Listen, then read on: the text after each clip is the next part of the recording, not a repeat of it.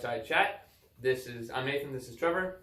Today we're going to be talking a little bit about fitness and the importance of that during this stay-at-home period with COVID-19 and the importance of fitness for your health versus fitness right now for trying to lose weight. So first thing we just want to talk about a little bit is fitness for health and how we can do that right now at home as opposed to being trapped inside and not being able to go to the gyms. Yeah, so I mean, there's lots of different ways to get your fitness. One of the things is we're putting out a lot of videos that can help you out, get more fitness and thing. Outside is a great environment too. I mean, the weather's not perfect, but it's definitely going to warm up this week. So there's some weather outside that you can use outside, get outside walking, running, biking, things of that nature. If you haven't been running in the past, please don't use this as a time to start picking up running because you can cause some injuries during this time. It's got to be a slow grow kind of thing. But like just in general, like doing at-home workouts, doing workouts outside, getting around and moving are really the big parts of are the ways you can go ahead and get your fitness in. Okay. Well, right now our clients are observing deload week, or hopefully observing deload week. So what are some of the ways during deload week they can still make sure they're not working out, but making sure they're still improving on their fitness? Yeah, so that's, as you guys know, those guys that know about our deload weeks, we really do want you to take time and recover. Let the CNS, so central nervous system, recover from all the stuff we've been doing the last 3 months. I know the last couple of weeks have been really weird and some of you guys feel like you've already deloaded because of that. That's totally fine as well. But so here's the things if you have been working really hard and need to get that real deload weekend. So first thing is like yoga. Yoga is one of those great things, or we're doing ROMWOD things as well on the site too. So ROMWOD is range of motion work, yoga work, or deep breathing, just stretching in general. Just getting down on the ground, stretching, moving, mobilizing a little bit. So there's one way to kind of get that heart rate still elevated slightly, more than you normally would, with good health immunity. Getting outside and walking is one of the big ones. I think just getting outside and getting that fresh air and kind of getting out of that stir-crazy mode is another great way. I think bike riding is another good thing right now that's a benefit. Kind of in between on running, depending if you've been running in the past, great option as well right now. But that's something that's also going to take that central nervous system and jack it up pretty quickly. So if we're on a deload, we actually don't recommend running during a deload time. I would say those are the main things: stretching, slight movement, just getting outside and moving. I know we can't go to parks and stuff right now, so not going out, taking the kids out and doing that, but you can still take your kids in your backyard and just get out moving, playing games a little bit. You mentioned getting outside. What are some health benefits to just being outside more often? Just like maybe setting that timer and going outside and doing those things. What are some health benefits right now for that?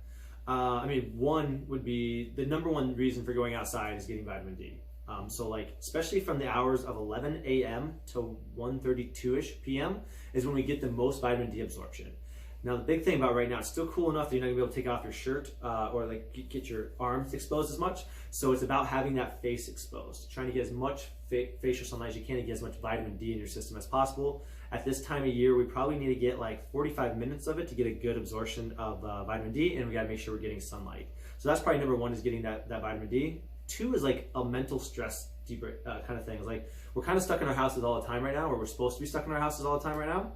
And so with that in mind, like just getting out and getting out of that space and getting into a new space is so mentally rewarding and de-stressing. So it's the ability to get that fresh air in our system, get some nice deep breaths out there, get that movement. Even if it's cool out, still getting outside for like a 10-minute walk can make a world of difference in getting that in our system and letting our mind and body just kind of like relax a little bit. Just walking out there, taking the dog out for a little walk can make a world of difference.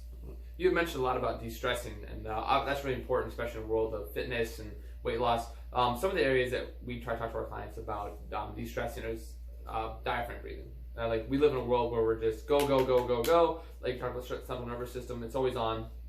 Talk a little bit about the importance of like diaphragm breathing and how that during this time when you have the time to be at home, they can learn to breathe properly and start switching that nervous system over from the parasympathetic to the sympathetic nervous system a little bit. Yeah, I think one of the underrated or overlooked parts of all that's going on right now is the amount of stress that people are taking on from this. I know me and Nate have extra stress. There's a lot of stresses that people are. You have your kids at home, your jobs might be a little bit changing, just trying to figure out how to do the new technology for a lot of things. All that stuff is stressful. So we do have to let our bodies recover, and especially diaphragm breathing is one of our best ways to utilize that. So if you don't know what diaphragm breathing is, that's 360 breathing. So we're using the diaphragm muscles here all through the back. And so our concept here is we want to breathe in through the nose, making this as big as possible, making sure everything's expanding. And then so we're breathing all the way through and then letting that all out. There's so many different strategies for it. One of my favorite ones is what's called box breathing. So it's a 4x4. So what you do is you do 4 second breathe in. So if it be 1, 2, 3, 4, hold for 4 seconds. 1, 2, 3, 4. Breathe out for 4 seconds. 3, 4, and then hold that for 4 seconds. And I do that box, right? I'm in a boxing 4, 4, 4, 4 around that. It's a super quick way to do that for about 10 breaths of that. And that's actually created by a Navy SEAL, or Navy SEAL probably wasn't created by him, but it's used by a lot of Navy SEALs for mindset and deep breathing kind of stuff. So that's an awesome way to be able to let the body just completely relax. It's really good right now to do before bed. It's also a great thing just to do randomly throughout the day to kind of help yourself de-stress. Maybe even teaching it to your kids so they can shut up for a little bit. That's would be an awesome thing. Awesome. So great points there about how to de-stress. A lot of things what people deal with nowadays with sitting too much, whether at home or even at work, is lower back issues. Talk about the importance of doing fitness recovery work to make sure we don't actually have lower back issues, because there's a lot of people think that movement causes lower back issues, but it's actually too much being immobile, not moving around enough. Yeah, I mean, I'm the king of this for sure. Like, lower back is a thing that I deal with every day of my life and deal with it most of my life. And so the part that really is overlooked on this is, like, we think about being at the office, we're in a desk a lot, and so we're already sitting all the time. This is no different. This is a lot different. It's a different environment. You're probably moving even less now that you're home than you were before, because at least before, you were getting in a car, you were moving somewhere, you're getting out of that car, walking to work. There's a lot more walking that's currently happening. So we do have to make sure we're getting that mobilization happening. So, like, the things that are really beneficial is that lower back takes a ton of beating, especially like we're sitting on a couch right now. And so our body's really not staying stable in this position. It's decompressing a little bit and it's putting pressure here in the lower back area. So things that we have to think about is, how do we keep that mobilizing? So big tips here is like doing all the hip mobilization that we do inside of classes that we teach, kneeling hip pulses, Bretzels are another great variation there, Samson's, lateral adductor pulses. So those things are important to keep that hip joint mobile, because the hips are one of the underlying causes of lower back issues. So the tighter and tighter that hip joint gets together, the harder it is for you to stand. So in that standing position, that's that position where you're like, oh crap, I can't get up. That's the part. And so that's because this side's getting too tight. So we have to spend time exercising, so working out, and our workouts are really important. Our workouts aren't going to kill you. That's our goal right now, is not to overly kill you. It's to make sure that we are getting the proper mobilization in the body that's needed, because you are sitting a lot. So that's why we do a lot of glute bridges, to help push that other position away and to get that hip mobilization out in position so that the lower back can take less of the brunt. You had talked about there's probably sitting more than they did and they're going to work. What are the chances right now that their desk at home is actually worse for them than their desk at the office? Maybe not the desk exactly, but the setup of the desk. So like a laptop. So usually, and I'm guessing everybody's situation at work's differently, but most desks at work, you have your arms are in this position here and your keyboard's right here.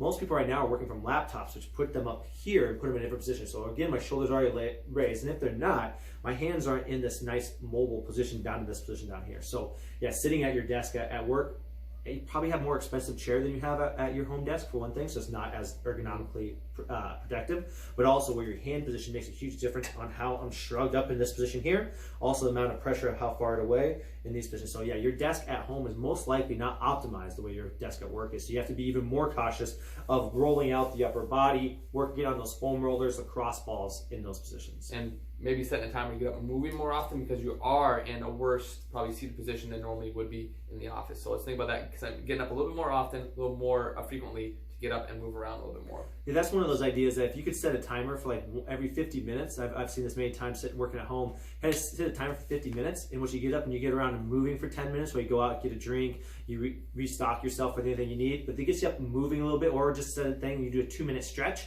and go right back to work. It depends on your setting, but it's probably good, and it's a good mental break to set a timer and just kind of reset every 50 minutes. That's a good point. The last thing we want to talk about is just during this time, obviously, we have the COVID-19 virus. We'll talk about how fitness is important in building a stronger immunity.